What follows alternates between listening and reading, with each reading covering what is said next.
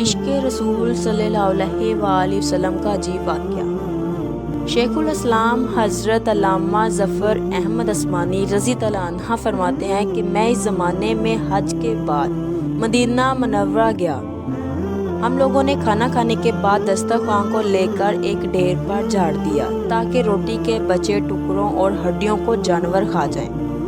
تھوڑی دیر کے بعد جب میں اپنے کمرے سے باہر نکلا تو یہ دیکھ کر حیران رہ گیا کہ ایک خوبصورت 9 سال کا بچہ ان ٹکڑوں کو چن چن کر کھا رہا ہے۔ مجھے سخت افسوس ہوا۔ بچے کو ساتھ لے کر قائم گاہ میں آیا اور اسے پیٹ بھر کے کھانا کھلایا، کیونکہ میں اسی ہستی کے شہر میں تھا جو غریبوں کا والی اور غلاموں کا مولا تھا۔ میرے اس برتاؤ کو دیکھ کر بچہ بے حد متاثر ہوا۔ میں نے چلتے وقت اس سے کہا کہ بیٹے تمہارے والد کیا کرتے ہیں؟ اس نے کہا میں یتیم ہوں۔ میں نے کہا بیٹے میرے ساتھ ہندوستان چلو گے؟ وہاں میں تم کو اچھے اچھے کھانے کھلاؤں گا، عمدہ عمدہ کپڑے پہناؤں گا، اپنے مدرسے میں اعلیٰ تعلیم دوں گا۔ جب تم عالم فاضل ہو جاؤ گے تو میں خود تم کو جہاں لے کر آؤں گا اور تمہیں تمہاری والدہ کے سپرد کر دوں گا۔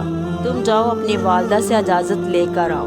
لڑکا بہت خوش ہوا اور اچھلتا کودتا اپنی والدہ کے پاس پہنچ گیا۔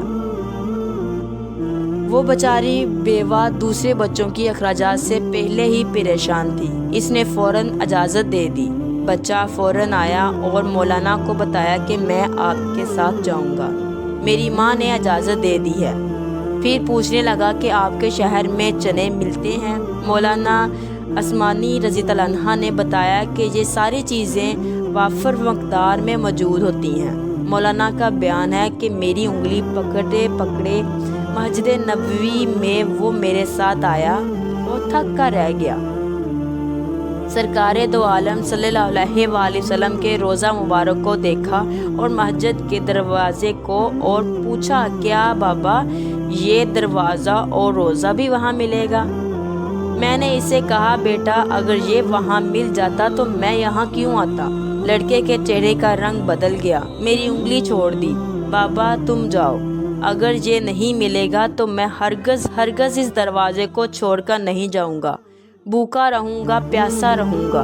اس دروازے کو دیکھ کر میں اپنی بھوک اور پیاس بجھاتا رہوں گا، جس طرح آج تک بجھاتا رہا ہوں۔